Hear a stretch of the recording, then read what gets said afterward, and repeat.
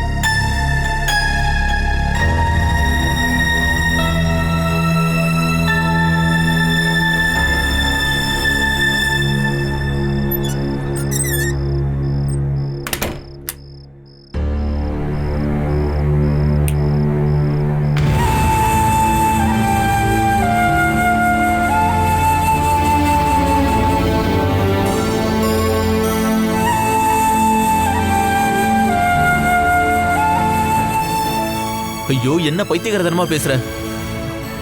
அதுக்கு இப்ப என்ன அவசியம் இருக்கு? ஏன் உயிருக்கு செக்யூரிட்டி வேண்டாமாண்ணா?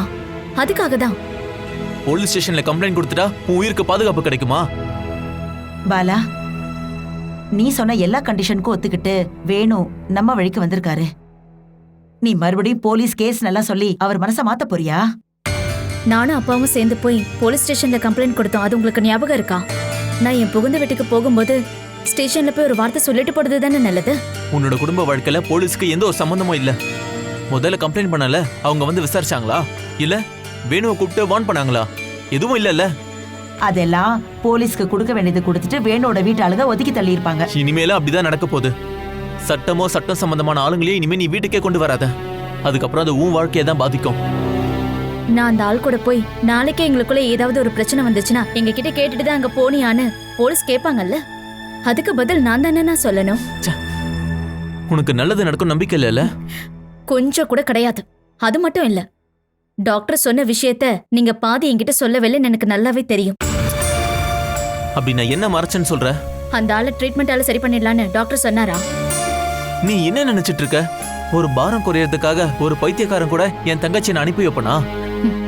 டாக்டர் என்ன சொன்னாரு? வேணுக்கு இருக்கிற வியாதி தீருமா தீராதா? ட்ரீட்மெண்டோட சேர்த்து வாழ்க்கை துணையோட அன்பான பணிவான சப்போர்ட்டும் இருந்துச்சுன்னா அவரை சரி பண்ண முடியும். எனக்கு டாக்டருடைய வீடு தெரியாமலாம் இல்ல. தற்சமயம் நீ சொன்ன வார்த்தையை நான் நம்புறேன். இங்க பாரு, இனிமேலாவது உன்னோட திமிருத்தனத்தை எல்லாம் குறைச்சிக்கோ. இது என்னுடைய வாழ்க்கை பிரச்சனைமா? ஏய், நீ யார நினைச்சிட்டு பேசுற? உலகத்துல இந்த மாதிரி பிரச்சனை வேற எதுவும் இல்லையா என்ன? நம்மளால முடிஞ்சதெல்லாம் நம்ம செய்யறோம்ல. நான் இந்த வீட்டுல ஒருத்தி இல்லைங்கிறது எனக்கு என்னைக்கு புரிஞ்சு போச்சு. ஆனா நீ ஒரு வார்த்தை சொன்ன பாரு, அது இப்பவும் என் நெஞ்சில் அப்படி பதிஞ்சிருக்க. அந்த காயம் இந்த ஜென்மத்துல ஆறாது. நான் என் புருஷன் கூட சண்டை போட்டு பிரிஞ்சிருக்கிறதுனால தானே என்னுடைய 2 சகோதரர்களுக்கும் நல்ல குடும்பத்துல இருந்து கல்யாண சம்பந்தம் வராதுன்னு. என்ன அந்த கசாப்பு கடையில தள்ளி விட்டுட்டா உனக்கு ஒரு நல்ல பொண்ணு கிடைச்சிருவாளா? அந்த வாழ்க்கையில உனக்கு நல்ல நிம்மதி கிடைக்குமா? பாலா, நீ இப்படியெல்லாம் பேசி சாப விடாத. பிரிஞ்சு போனவங்கள சேர்த்து வச்சதுக்காக இவனுக்கு இப்படிதான் நன்றி சொல்வியா? இனிமேதான் நீங்க நல்லா அனுபவிக்க போறீங்க. உள்ளங்கையில வச்சு தாங்குற உங்க ஆம்பளை பிள்ளைங்க எனக்கு என்ன தராங்களோ அதே தான் உங்களுக்கும் திருப்பி தர போறாங்க. யூஸ் இல்லாத பொருளை டஸ்ட்பின்ல எறிகிற காலம்தான் இது. உறவுகள் விஷயத்திலயும் அது அப்படிதான். நீ பேச வேண்டியதெல்லாம் பேசி முடிச்சிட்டியா? ஒரு பழ போன நேரத்துல உன் கல்யாணத்தை நடத்திட்டோன்றதுக்காக இது எல்லாத்தையும் நாங்க கேட்டுதான் ஆகணும். ஆனா இப்ப மட்டும் உங்களை சேர்த்து வைக்க நாங்க நினைக்கலன்னா ஒரு நாள் நீயே எங்களை பார்த்து கேட்ப, தங்கச்சி நான் தான் அடப்பிடிச்சனா நீ எதுக்காக எங்களை அப்படியே விட்டேன்னு. அதனாலதான் நான் தனிமரமா வாழ்ந்துட்டு இருக்கேன்னு சொல்லுவேன். அப்படிலாம் நடக்க கூடாதுன்றதுக்காக தான் நீ சொல்றதெல்லாம் கேட்டு பொறுமையா போறேன். நீ சீக்கிரம் போய் ரெடியாகு. உன்னை கூட்டிட்டு போக வேணும் வருவாரு. ஸ்டேஷன்ல போய் சொல்லாம நான் அந்த வீட்டுக்கு போக மாட்டேன். பாலா, இந்த மாதிரிலாம் புடிவாதம் பிடிக்காத. உனக்கு என்ன பிரச்சனை வந்தாலும் அதை நான் பாத்துக்கிறேன் உன்கிட்ட சொல்லியிருக்கேன்ல. இப்போ நீ ஸ்டேஷனுக்கு போகணும்னு சொல்றது என்ன அவமதிக்கிறதுக்கு சமம்? இந்த விஷயத்துல நீ என் கூட நின்னே ஆகணும். ஸ்டேஷன் வரைக்கும் நீ என் கூட வந்துதான் ஆகணும்னா. பாலா, என்ன கோவப்பட வைக்காத, அமைதியாரு. அண்ணா, இனிமே உன் இஷ்டத்துக்கு நீ ஆட முடியாது. தேவையில்லை, நீ வர வேண்டாம். ஸ்டேஷனுக்கு நான் தனியாவே போய்க்கிறேன். இனி அதுக்கும் நீங்க என்ன தடுத்தீங்கன்னா அப்புறம் என் புருஷ வீட்டுக்கு போவேன்னு நீங்க கனவுல கூட நினைக்காதீங்க. பாலா,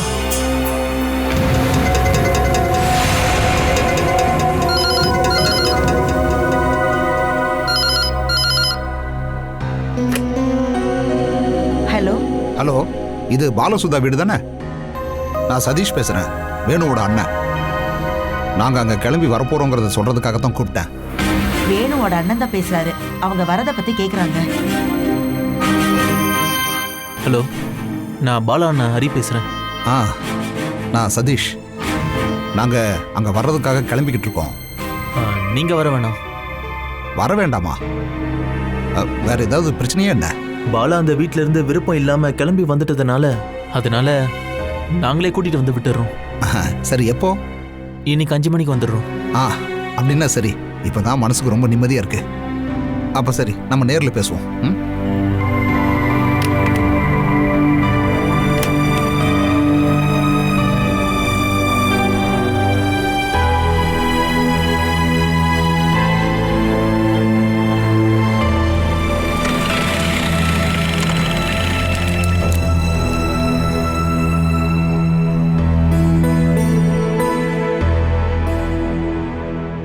என்னங்க இன்னைக்கு சீக்கிரம் வந்துட்டீங்க? ஏன் சீக்கிரம் வரக்கூடாதா? ஹரி ஏதோ கால் பண்ணானா? நேத்து பண்ணியிருந்தான். சைக்காட்டிஸ்ட போய் பார்த்தானா? நம்ம பயப்படுற மாதிரி எந்த பிரச்சனையும் இல்லைன்னு டாக்டர் சொன்னாராம். அது இல்ல, ஹாஸ்டல்ல இருந்து காலி பண்ணி திரும்பவும் நம்ம வீட்டுக்கே போயிட்டா போல இருக்க. இப்போ புருஷன் வீட்டுக்கு போறதுக்கு ஒத்துக்கிட்டான்னு அம்மா சொன்னாங்க.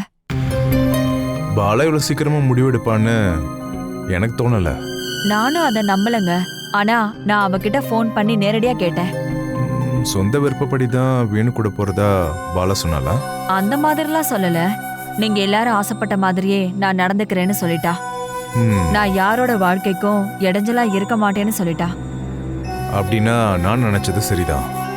அப்பா அம்மா ஹரி எல்லாரும் சேர்ந்து பாலாவை பிளாக்மெயில் பண்ணிருக்காங்க.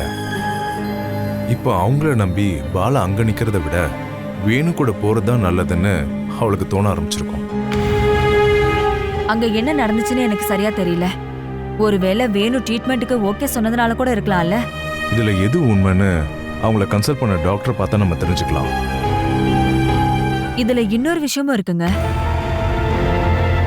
வேணு கூட போறதுக்கு முன்னாடி நான் என் புருஷன் கூடயே திரும்ப போறேங்கிற விவரத்தை போலீஸ் ஸ்டேஷன்ல போய் சொல்லியே ஆகணும்னு அவ அடம் பிடிச்சாலாம். சரி, அப்புறம்?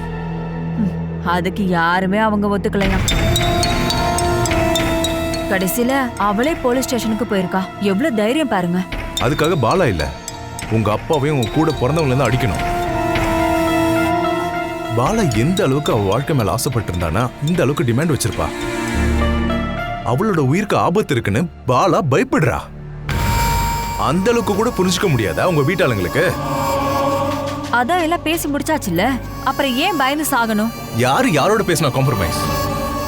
ஒரு பைத்தியக்காரனும் அவன் பாலா போன குடும்பத்தாளுங்களும் பேசினதுதான் காம்ப்ரமைஸ் நீ சொல்ல வரியா? அதான் செட் ஆயிடுச்சா? அவ மட்டும் கர்ப்பமா இல்லைன்னா வேணு கூட சேர்ந்து வாழ்றதை விட சாகிறதே மேல்னு அவளுக்கு கண்டிப்பா தோணி இருக்கும். அவ அப்படி போலீஸ் ஸ்டேஷன் போனானா அவ தன்னோட உயிரை காப்பாத்திக்கிறதுக்காக இருக்காது, தன்னோட குழந்தைய காப்பாத்துக்கன்னு சொல்றதுக்காக தான் போயிருப்பா. இப்போ பாலா இப்ப தனியாள் இல்ல, அவ வயிற்றுல இன்னொரு உயிர் வளர்ந்துகிட்டு இருக்கு. எக்கு தப்பா ஏதாவது நடந்துச்சு, அந்த சாபத்தினால உன் வீட்டாளுங்களால தப்பிக்கவே முடியாது.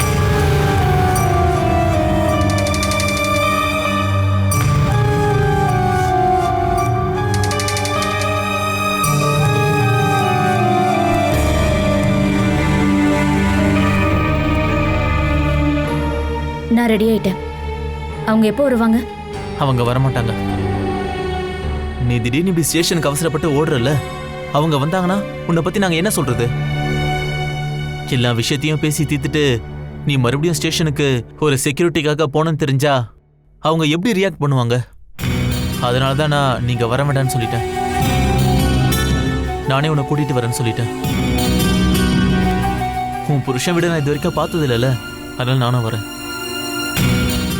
இங்க இருந்து அனுப்பி வைக்கிறத விட உன்னை கூட்டிட்டு போய் ஒப்படைக்கிறது நல்லது. அங்க ஒப்படைக்கும் போது இனிமே இவளை திருப்பி அனுப்பிடாதீங்கன்னு அர்த்தம் கூட இருக்குல்ல? முதல்ல உன்னோட எண்ணத்தை மாத்து. மாத்திக்கிறேன்ப்பா. இனிமே நீ என்ன சொல்றியோ நான் அதே மாதிரியே செய்யறேன். இங்க பாரு பாலா, எங்க மேல இருக்க கோபத்தினால நீ உன்னோட வாழ்க்கையை நாசம் பண்ணிடாத. ஒண்ணு கெட்டு போச்சுன்னா இன்னொன்னுக்கு அது உரமாயிடும்னு நீ கேள்விப்பட்டதில்ல? அதே மாதிரி நான் அடங்கி போனாதான் மத்த சின்ன பேருக்கு அது உரமா இருக்கும். சரி போலாமா? அப்பா அம்மா கிட்ட சொல்லணும்ல. சொல்லணுமா என்ன? அப்ப சொல்லிடுவோம். நீயே போய் சொல்லு. அதுக்குள்ள நான் ட்ரெஸ் சேஞ்ச் பண்ணிட்டு வந்துடுறேன். பேகை நானே எடுத்துக்கிறேன். அண்ணா, நீ கஷ்டப்படணும்னு அவசியம் இல்லை. என் விருப்பப்படி நான் தனியா தானே வந்தேன். திரும்ப நானே தனியா போய்க்கிறேன். அப்படிலாம் எதுவும் வேண்டாம். உன்னை பத்தி கேட்கவும் விசாரிக்கவும் பொறுப்பானவங்க இருக்காங்கன்னா உங்களுக்கு தெரியணும். உன்னை விட பொறுப்பு அதிகமான அப்பாவும் அம்மாவும் எங்கன்னு கேட்டாங்கன்னா அதெல்லாம் வேண்டாம் ஹரியண்ணா. நீ அவமானப்பட எனக்கு அதுல விருப்பம் இல்லை. என் தங்கச்சிய அவ புருஷன் கையில ஒப்படைக்கிறதுக்கு தான் நான் வரேன்னு சொன்னேன். அந்த வீட்டுல நீ இருக்கும்போது உன் மனசை காயப்படுத்துற மாதிரி அவன் ஏதாவது சொன்னான்னு வை, அப்புறம் ஒரு நிமிஷம் கூட நான் உன்னை அங்க இருக்க விட மாட்டேன். நீ அங்கிருந்து நிராசையோட திரும்ப வர வேண்டாம். நீ லீவ் எடுத்து வந்ததுனால தங்கச்சியை கடைசியா பாக்குற அதிர்ஷ்டம் உனக்கு கிடைச்சிருக்கல்ல? நானும் உன்னை பார்த்துட்டேன்.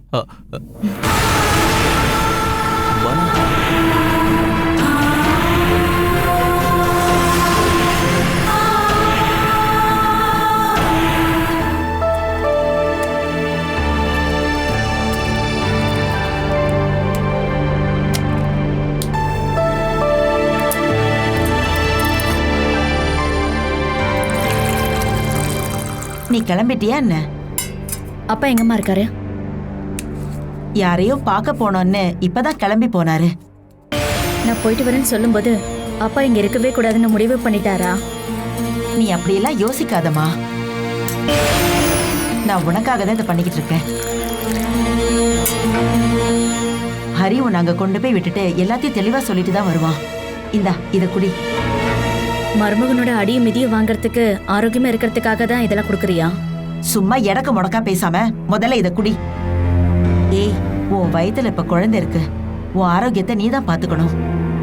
நான் உனக்காக ஹரி கிட்ட சொல்லி இதையெல்லாம் வாங்கினேன். அதையெல்லாம் நீ சாப்பிடணும். வயிற காய போடாத. இந்தா.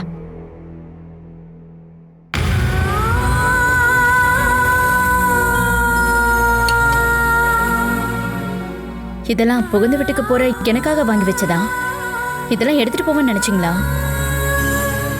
எங்கிருந்து வந்துச்சு திடீர்னு இவ்வளவு பாசம்? நான் எதை செஞ்சாலும் உனக்கு குத்தமா தெரியுதுல்ல? நான் இத்தனை நாள் ஹாஸ்டல்ல தனியா தங்கியிருந்தேன். அப்போ ஒரு எலுமிச்சை ஊறுகாவாவது கொடுத்து விடணும்னு உனக்கு தோணுச்சாமா? நீ அங்க நல்லா இருக்கியான்னு ஒரு வார்த்தை கேட்டியா? நீ இப்ப இதெல்லாம் எதுக்காக வாங்கி வச்சிருக்கேன்னு எனக்கு நல்லாவே தெரியும். பொண்ணுக்கு இதெல்லாம் பண்ணிட்டோங்கிற ஒரு சந்தோஷத்துல தானே? என்ன அப்படி ஒரு பொத்த குழியில தள்ளி விட்டுட்டு நீங்க ஒன்னும் சந்தோஷப்பட வேண்டாம். இங்க இருந்து ஒரு பொருளை கூட நடத்திட்டு போக மாட்டேன். சரி போலாமா? அப்பா கிட்ட சொல்லிட்டியா? வீட்டை விட்டு பொண்ணு போறத பார்க்க அப்பாவுக்கு சக்தி இல்ல. அந்த வருத்தத்தை சகிச்சுக்க முடியாம அப்பா வீட்டை விட்டு கிளம்பி போயிட்டாரு. ஏதோ முக்கியமான வேலை இருக்குன்னு கிளம்பி போயிட்டாருப்பா. முக்கியமான நேரத்துல ஏதாவது சாக்கு போக்கு சொல்லி ஒதுங்கி நிக்கிறதுல அப்பாவை அடிச்சுக்கவே முடியாது. அம்மா, இவளை கூட்டிட்டு போய் விட்டுட்டு வந்துடுறேன். நீ வா. நீ பாலை குடிக்கலையே. அதை நீயே குடிச்சிரு. இல்லனா அஜய்க்கு கொடு. நான் கிளம்புறேன்.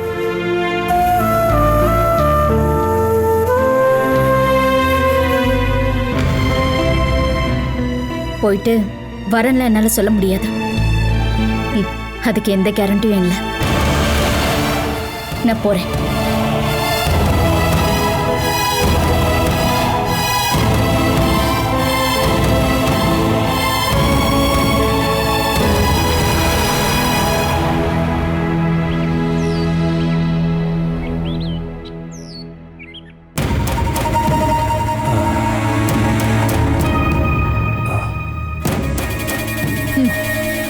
காலையில என்ன பண்ணிட்டு இருக்கீங்க?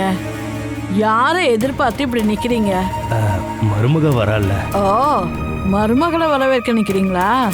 அப்படின்னா தட்டு நிறைய பூ பழம்லாம் எடுத்துக்கிட்டு அங்க போய் நில்லுங்க. மருமகளை வரவேற்கிறாரா? அவளுக்காக இல்லம்மா, ம், அவ வரக்கூடாதுன்னு இந்த சாமியை வேண்டிக்க. அவ இஷ்டத்துக்கு பேசிட்டு இங்க இருந்து போனவ தானே. இனிமே அவளை என் வீட்டுல சேர்க்க கூடாதுன்னு நான் முடிவாதான் இருந்தேன். அவளை திரும்பவும் இந்த வீட்டுக்கு கூட்டிட்டு வர நீயும் சிவராமா சேர்ந்து தானே அங்க போய் காம்ப்ரமைஸ் பண்றதுக்கு எல்லாம் பேசி வச்சிருந்தீங்க. அவளை கூட்டிட்டு வர நாங்க போகல. அவ அங்க உயிரோட இருக்காளான்னு தெரிஞ்சுக்க போனோம். என்னது இன்னைக்கு இந்த இடத்துல விடாம சுத்திட்டு இருக்கீங்க? இங்க இருந்து திமிர்த்தனமா பேசிட்டு போனால அவளை எதிர்பார்த்துட்டு நிக்கிறாரு. இங்க இருக்கும்போது பாசத்தை நிறைய அள்ளி தெளிச்சிட்டால, அதுக்கு நன்றி காட்டதான் இங்க நிக்கிறாரு போல. அவளும் பாவம் பொண்ணாச்சேன்னு நான் கொஞ்சம் விட்டு பிடிச்சேன். அவ கன்னத்துல அரைஞ்சிட்டு போனதுக்கு அப்புறம் தான் அவளோட இன்னொரு முகத்தை பார்க்க முடிஞ்சது. அவன் இங்க வரட்டும், சரியான பாடம் கத்து கொடுக்குறேன்.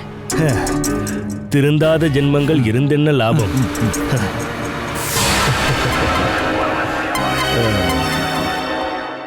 பாலாக்கு ஒரு பாடத்தை கத்துக் கொடுக்க இனிமேல் அவசியம் இருக்காதுன்னு நினைக்கிறேன். வாழ்க்கையில இனிமேல் அவன் மறக்கவே முடியாத அளவுக்கு வேணும்னே ஒரு பாடத்தை கத்துக் கொடுப்பாரு பாருங்க. அதெல்லாம் எனக்கு தெரியாம இல்லடா சுமேஷ். இவ்வளவு நாள் எனக்கு இருந்த கோவத்துக்கு அவன் மேல கை வச்சா செத்து போயிடுவா. என் புள்ள கொலகாரம் ஆயிடக்கூடாதுன்னு தான் அவளுக்கு நான் நல்ல பாடத்தை கத்துக் கொடுக்குறேன்னு சொன்னேன். வேணும்கிட்ட நான் அப்பவே சொன்னேன், அவங்க வீட்டு ஆளுங்க முன்னாடி போய் தலை குனிஞ்சு நிக்காதேன்னு. நான் ஒரு வார்த்தை சொன்னா போதும், அவ ஸ்கூலுக்கு போற வழியிலேயே அவளை கடத்தி தூக்கிட்டு வந்துருவாங்கல்ல. அப்பதான் என் கடைசி புள்ள பொண்ணை தூக்கிட்டு வந்ததால ஜெயிலுக்கு போயிட்டான்னு சொல்லுவாங்க. நான் ஒன்னும் மத்தவங்களோட சொத்தை தூக்கிட்டு போலல்ல, என் அண்ணனோட ப்ராப்பர்ட்டி தானே. சொந்த பந்தெல்லாம் சொல்லி பிரயோஜனம் இல்லடா. பேப்பர்ல தான் நீ பாக்கல இல்ல, பொண்ணு கம்ப்ளைண்ட் கொடுத்தா பெத்த அப்பனை கூட ஜெயில போடுவாங்க. இருந்தாலும் வேணும் அண்ணன்ல மென்டல்னு சொல்லி ட்ரீட்மெண்ட் கூட்டு போனதை நினைச்சாதான் எனக்கு வருத்தமா இருக்கு. அதுக்கு பதிலா ஒரு சூப்பரான பரிசை நாம அவளுக்கு கொடுக்கணும். வரட்டும், கொடுக்கலாம். அதுக்கு முதல்ல இங்க வரட்டும், அப்புறம் ஒவ்வொரு பிரச்சனையா ஆரம்பிக்கலாம்.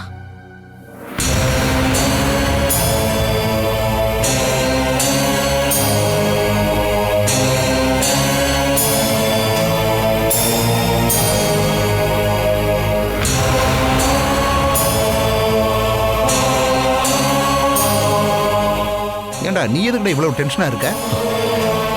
பாலா வருவாளா வராம போயிடுவாளா சதீஷனா? வருவான்னு ஹரி உறுதியா சொல்லியிருக்கான்ல.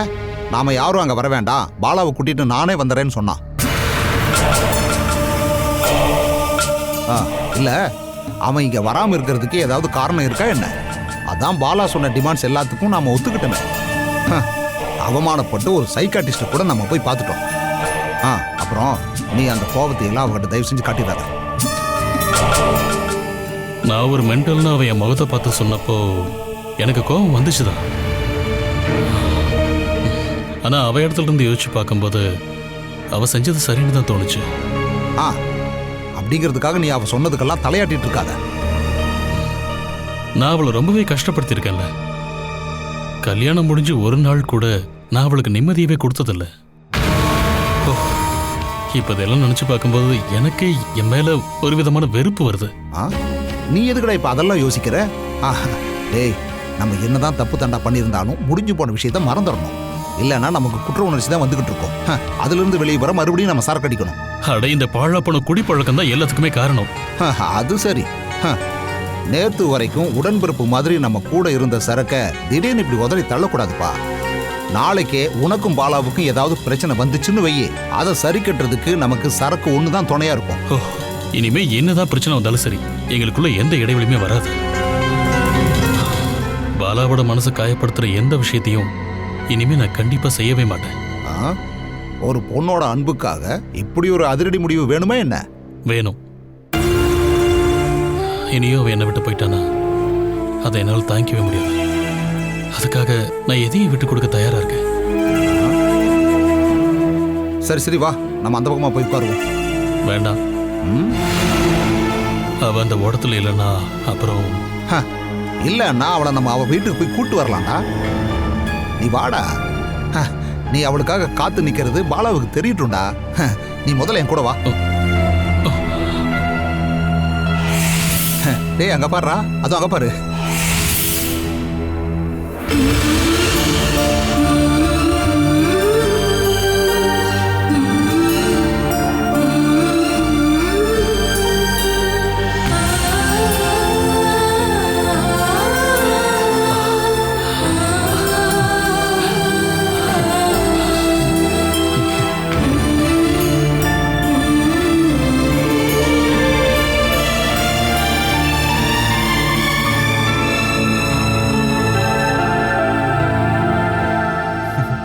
இந்த இடம் பார்க்க அழகா இருக்குல்ல? அப்படின்னா அந்த வாடகை வீடு விட்டுட்டு இங்க ஒரு வீடு எடுத்து தங்கிக்க. மீதி இருக்கிற காலத்தை இந்த அழகை பார்த்தே வாழ்ந்துக்கலாம். ஹரி, அந்த பேக் எப்படி? பரவாயில்ல, இருக்கட்டும். எப்படியும் 1 மாசத்துக்குள்ள அந்த பாலத்தோட வேலை முடிஞ்சிடும். அதுக்கப்புறம் நம்ம வீட்டு வாசல் வரைக்கும் கார் வந்துடும்.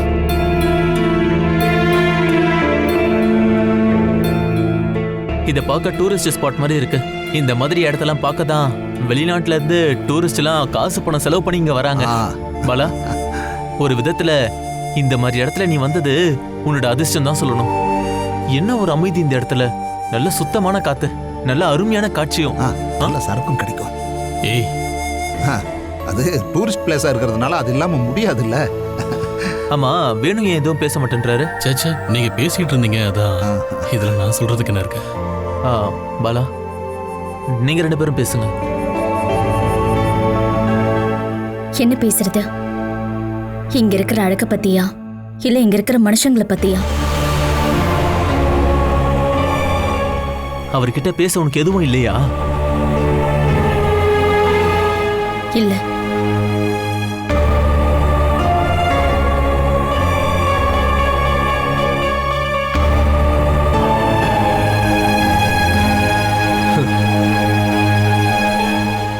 இங்க பக்கத்துல திருவிழா நாடகம் எதுவும் இல்லையா? தினம் தினம் இந்த வீட்லயே ஒரு நாடகத்தை பார்த்துக்கிட்டு இருக்கேன். பிறதுக்கு நான் வெளியே போகணும்? அவளை எதிர்பார்த்து தான் இங்க எல்லா ப்ரோக்ராமையும் கேன்சல் பண்ணிட்டு உட்காந்துருக்கேன்னா அது எல்லாமே வேஸ்ட். அந்த பாலா இனிமே இங்க வரமாட்டா. இங்க பாரு, உன் அண்ணனோட மனைவியை தான் நீ வாடி கூடின்னு பேசிக்கிட்டு இருக்க. அண்ணனோட பொண்டாட்டியா? அந்த மரியாதைலாம் முன்னாடி. வேணு அண்ணனை அரைஞ்சிட்டு இறங்கி போனவதானே அவ. இனிமே என்னால அவளை அப்படி பார்க்க முடியாது. இல்லைனாலும் இந்த வீட்டில் வயசுல மூத்தவங்களுக்கு மரியாதை கொடுக்க தெரியாதுல்ல?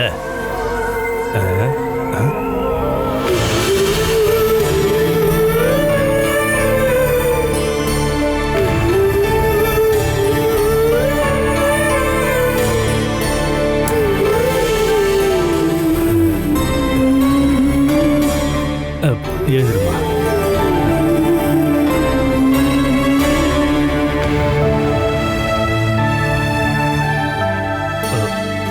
உன்னை பார்க்க முடியலன்னு ரொம்ப வருத்தமா இருந்ததுமா. ஆனா இப்போ நீ இந்த வீட்டுக்கு திரும்ப வந்ததை நினைச்சு வருத்தப்படுறமா. இவர்தான் என்னுடைய ஹரியன். வணக்கங்க. நான் இப்பதான் தம்பி உங்களை பார்க்கறேன். இவங்க கல்யாணத்தப்போ நீங்க கல்ஃப்ல இருந்தீங்கன்னு சொன்னாங்க. ஆமாங்க ஐயா. வேணுவை தவிர எனக்கு இங்க சதீஷை மட்டும்தான் தெரியும். அப்புறம் இவன் என்னோட கடைசி தம்பி சுமேஷ். அம்மா. ஹரி, வா, உள்ள போய் பேசலாம். வாங்க மாமா. வேண்டாம்மா, நான் இங்கேயே காத்தோட்டமா உக்காந்துக்கிறேன். அடடே, வந்துட்டீங்களா? எல்லாரும் அங்க வர வேண்டான்னு தான் இவங்க 2 பேரையும் அங்க அனுப்பி வச்சேன். கோச்சுக்கிட்டு போன மருமக திரும்ப வரும்போது பெரிய கொண்டாட்டமா மாத்தணும்னு நினைச்சேன். ஆனா நீ கண்டிப்பா வருவியான்னு தெரியாம அதை விட்டுட்டேன். சரி, கொண்டாட்டத்துக்கு தேவையான விஷயத்தோட தானே வந்திருக்க. நீ எதுக்குமா இவ்வளோ அவசரப்படுற? கையில விளக்கோட தான் வீட்டுக்குள்ள நீ வரணும். ஒரு தடவை கையில விளக்கோட ஐஸ்வர்யமா ஏறி வந்தல்ல, இனிமே அந்த ஐஸ்வர்யம் தேவையில்லை.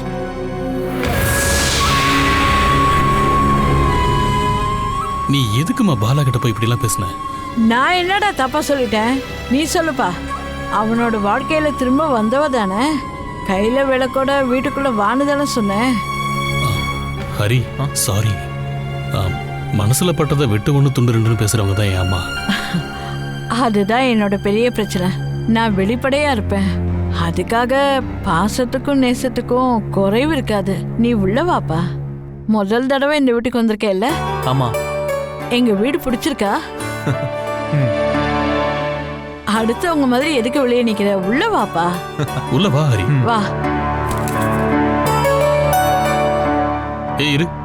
இப்ப நீ எங்க ஓடுற? பிடிக்காதவங்க கிட்ட பேச எனக்கு விருப்பம் இல்ல. ஏய், வீட்டுக்கு வந்தவங்க கிட்ட மரியாதையா பேசுற. இவங்களுக்கெல்லாம் இதுக்கு மேல என்னால மரியாதை கொடுக்கவே முடியாது.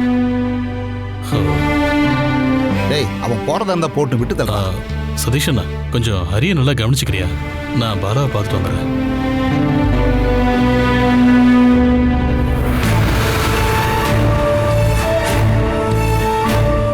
ஒரு மனுஷன் இவ்வளவு சீக்கிரம் நல்லவனா மாறிடுவானா என்ன? காட்டுவாசியா இருக்கிறவனுக்கு கவிஞனா மாற ஒரே ஒரு நிமிஷம் போதும்டா. எங்கிட்ட இப்ப பேனா இல்ல, உள்ள போய் எழுதி வச்சு. சரி சரி, அதுல எந்த பிரயோஜனமும் இல்ல.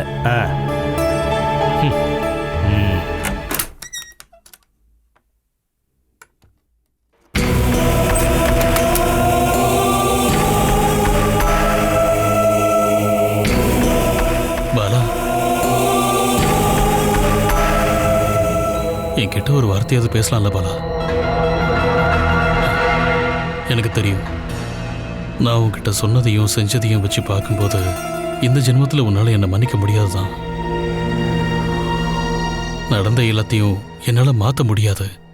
ஆனால் அது திரும்பவும் நடக்காம என்னால் பார்த்துக்க முடியும். நமக்குள்ள ஒரு காம்ப்ரமைஸ் பண்ணிக்கிட்டா கூட நீ திரும்பவும் இங்கே வருவியான்னு எனக்கு அப்பவும் சந்தேகம்தான். நீ இங்கே வந்தது பார்த்ததுக்கு அப்புறம் தான் என் மனசு நிம்மதியாச்சு. எங்க ஒன்று நான் மொத்தமாக இழந்துடணுங்கிற பயத்தில் தான் நான் அங்கெல்லாம் வந்து இப்படி பிரச்சனை பண்ணேன். அதெல்லாம் உன் மேலே அதிகமாக வச்ச பாசத்தால தான். இனிமே நீ என்ன சொல்றியோ அந்த மாதிரியே நான் பண்றேன். உன் விருப்பத்துக்கு எதிராக நான் நிச்சயம் இருக்க மாட்டேன். என்ன நீ முழுசா நம்பலாம்.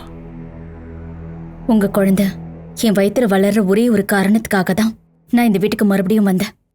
மற்றபடி உங்க மனசுக்கு நிம்மதி தரத்துக்காக இல்ல. தேவையில்லாத சென்டிமெண்ட்ஸ் எல்லாம் பேசி என் மனசை மாற்ற முயற்சி பண்ணாதீங்க. பாலா,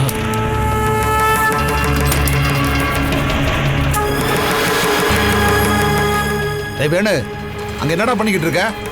உன் மச்சான் ஹரி உன்னை தேடிட்டு இருக்காரு.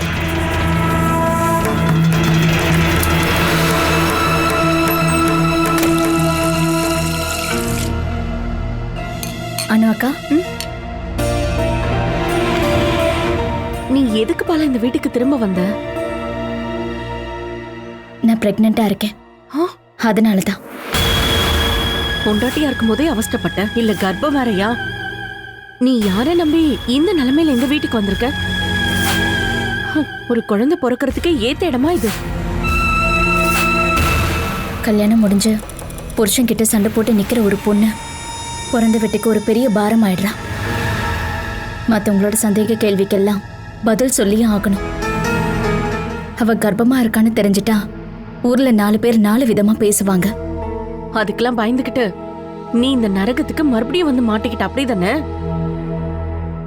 அதை தவிர எனக்கு வர எந்த வழியும் தெரியலக்கா. நீ வந்திருக்கவே கூடாது பாலா. உன்னை நினைச்சா ரொம்ப வருத்தமா இருக்கு. இந்த நிலைமையில நான் வரைக்கும் என்னதான் பண்றது? இங்க பாரு, இந்த மிருகங்க இருக்க இடத்துக்கு நீ திரும்ப வந்ததுக்கு பதிலா இந்த குழந்தைய பேசாம நீ அபார்ஷன் பண்ணிருக்கலாம்ல. கல்யாணம் முடிஞ்ச எந்த ஒரு பொண்ணாவது ஒரு குழந்தைக்கு ஆசைப்படாம இருப்பாளா? என் வயித்துல முதல் முறையா வந்திருக்கிற குழந்தை கடவுள் என்கிட்ட வளர்க்கறதுக்காக ஒப்படைச்ச ஒரு உயிர். நான் அதை வேண்டான்னு சொல்லிட்டா அப்புறம் எப்பவுமே எனக்கு ஒரு குழந்தை கிடைக்காமலே போயிடுச்சுன்னா? இந்த குழந்தை உனக்கு கிடைக்கும் நம்பிட்டு இருக்கியா? எனக்கு அப்படி கேக்குறீங்க? நீ இந்த வீட்டை விட்டு போய் எத்தனை மாசம் ஆச்சு? 2 மாசம் ஆச்சு. குழந்தைக்கு எத்தனை மாசம் ஆச்சு? 2 மாசம் ஆகுது. இந்த குழந்தை அவரோடது இல்லைன்னு வேணும் சொல்லிட்டானா?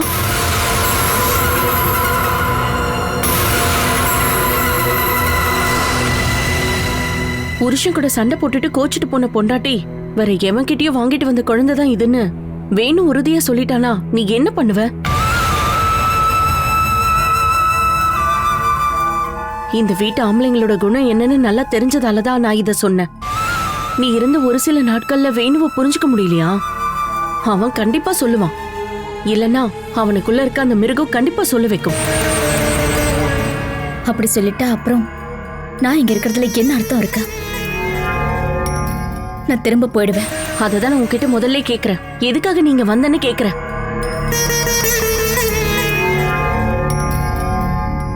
என் அனுபவத்தை வச்சுதான் சொல்றேன். இந்த நரகத்துல இருந்து தப்பிக்கிறதுக்கு கடவுள் ஒரு சான்ஸ் தான் கொடுப்பாரு.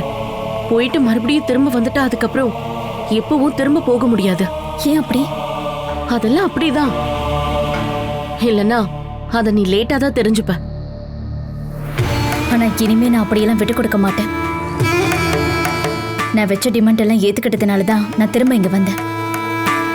சைக்காட்ரிஸ்ட் கிட்ட போய் ட்ரீட்மெண்ட்டை கண்டினியூ பண்ணலாம்னு சொல்லியிருக்காரு. யாரு? வேணுவா? அவன் சொன்னதை நம்பி கண்ணை மூடிட்டு ஓடி வந்திருக்கே. உனக்கு கொஞ்சம் கூட அறிவு இருக்கா இல்லையா? என் அப்பா அம்மா முன்னாடியே அவர் ஒத்துக்கிட்டாரு. அதெல்லாம் எத்தனை நாளைக்கு? அந்த வியாதி குணமாகிற வரைக்கும். அவன் கூட இருக்க வியாதி எந்த காலத்துக்கும் மாறாது. அவன் ட்ரீட்மெண்ட் பண்ணவும் மாட்டான். இதெல்லாம் உன்னையும் உன் வீட்டு ஆளுங்களையும் ஏமாத்துறதுக்காக வேணு போட்டு நடிப்பு நாடகம். நானும் 5-6 வருஷமா பார்த்துட்டு தானே இருக்கேன். இன்னைக்கு நீ திரும்ப வர வரைக்கும் அவனுக்குள்ள எந்த மாற்றமும் ஏற்படல பாலா. நானா விருப்பப்பட்டு இங்க வரவே இல்லக்கா.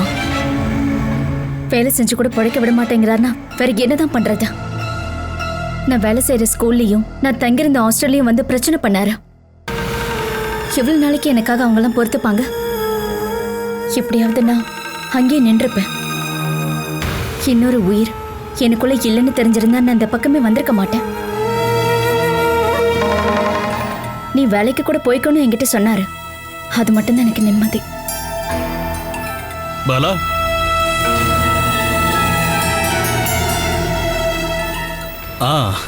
நீங்க 2 பேரும் இங்க பேசிட்டு இருக்கீங்களா? ஹரிக்கு டீ காஃபி ஏதாவது கொடுக்கலாம்ல? பால் ஏதாவது வச்சிருக்கீங்களா? நீ அது இருக்கு. அப்படின்னா 2 டீ போடுங்க. டீ சாப்பிட இங்க இப்போ ஹரி மட்டும் தானே இருக்காரு. இன்னொன்னு எனக்கு தான். டீயா? வேணு, நீ என்னில இருந்து டீ சாப்பிட ஆரம்பிச்ச?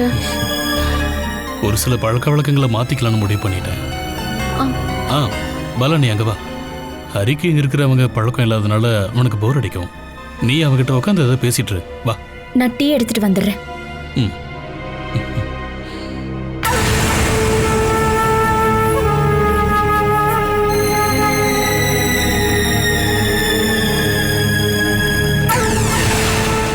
பால் எங்கக்கா இருக்கு?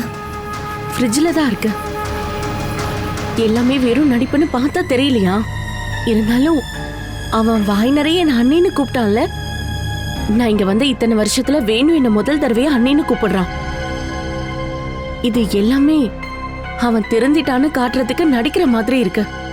மத்தபடி இவங்கெல்லாம் என்னைக்கோ திருந்தவே மாட்டாங்க.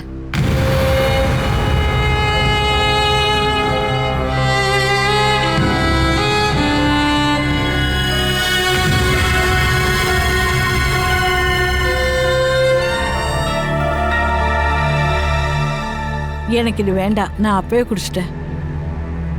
ஐயோ, அந்த டீயை இவனுக்கே கொடு. நான் என்னோட பழக்க வழக்கத்தையெல்லாம் இன்னும் மாத்திக்கல. பாலா, நில்லு. இப்ப இங்க உன் அண்ணன் இருக்கான். நீ ஏதாவது சொல்லணும்னு நினைச்சனா இப்ப சொல்லிடு. ஹரி போனதுக்கு அப்புறம் அது இதுன்னு சொல்லி அழுதுட்டு இருந்தா நான் ஒத்துக்க மாட்டேன். சரியா? பாலா விஷயத்துல நீங்க இனிமே தலையிட வேண்டாமா?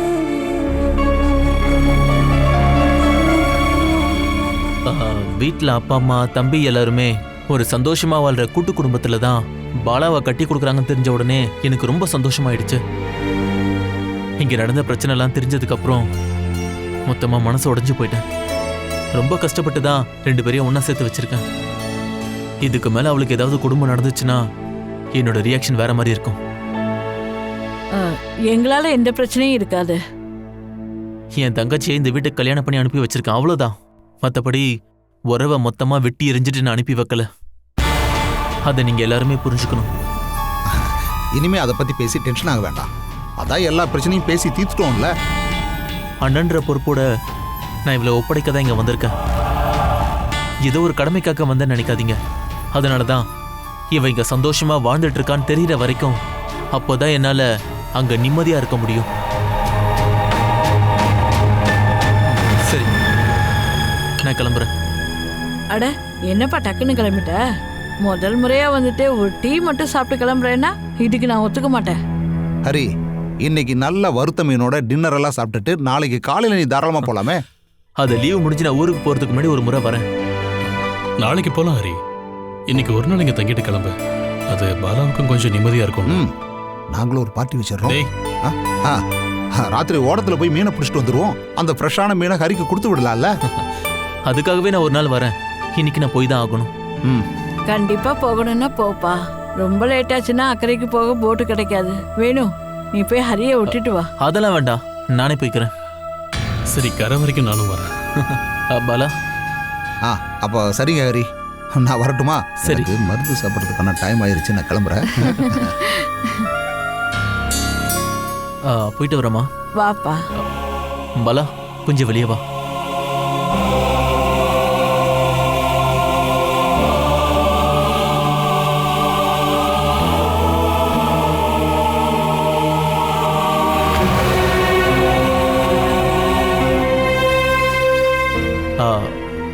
ஒரு நிமிஷம் இப்படி வாயேன்.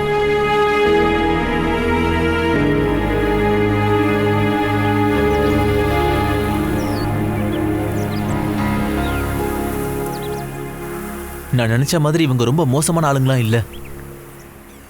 கொஞ்சம் நீயும் விட்டு கொடுத்து தான் நடந்துக்கணும். வேணும் பேசுறதை வச்சு பார்க்கும்போது அவருக்கு நிறைய மாற்றங்கள் ஏற்பட்ட மாதிரி எனக்கு தோணுது. உனக்கு இப்ப அப்படிதான் தோணும்னா நீ போனதுக்கு அப்புறம் தெரியும் விஸ்வரூபம் எப்படி இருக்கும்னு. நீ கொஞ்சம் அன்பா அவன் கூட டீல் பண்ணுமா. வேணு கூடிய சீக்கிரம் பூனேக்கு கிளம்பிடுவான். அப்புறம் நீ ஸ்கூலுக்கு போயிடலாம். அதோட பாதி பிரச்சனை முடிஞ்சிடும்.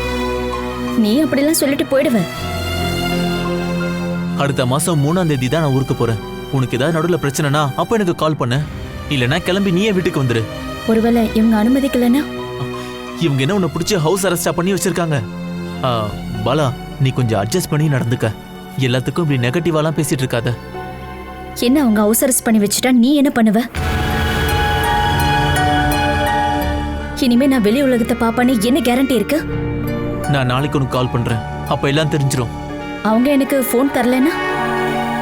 நான் கால் பண்ணும்போது உனக்கு லைன் கிடைக்கலனா உடனே கிளம்பி நான் இங்க வந்துடுறேன். உனக்கு என்ன ஆச்சுன்னு சொல்லி நான் விசாரிப்பேன். என்ன, ஓகே தானே?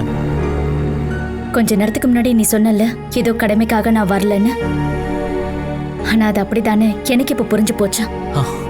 இப்படி ஒரு அவநம்பிக்கை யார் மேலேயும் உனக்கு இருக்கக்கூடாது. மன ரீதியான பிரச்சனை உனக்கு தான் இருக்கும்னு சந்தேகமா இருக்கு.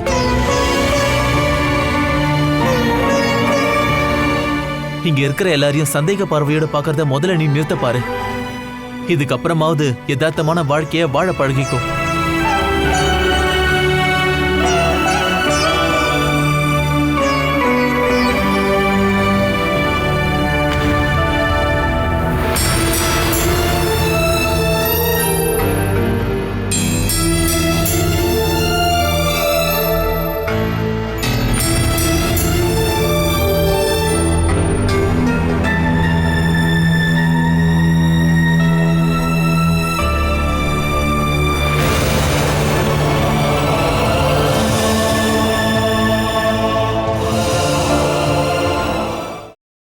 Catch us on TV, Thandivan app, thandivan.com and YouTube.